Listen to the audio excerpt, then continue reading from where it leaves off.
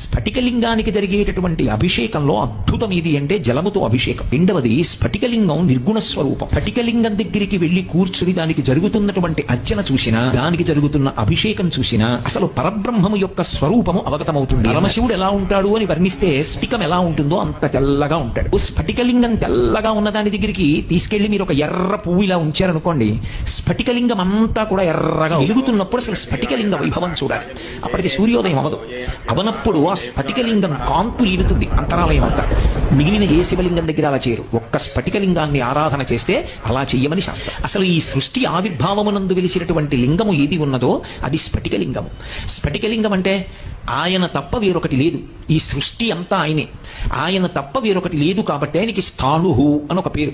స్థాణుహు అంటే కదలలేనివాడు అని కాదు, కదలడానికి చోటు లేనివాడు. ఆయన ఈ బ్రహ్మాండం అంతా ఆవరించిపోయాడు. ఈ బ్రహ్మాండమే ఒక శివలింగ స్వరూపం.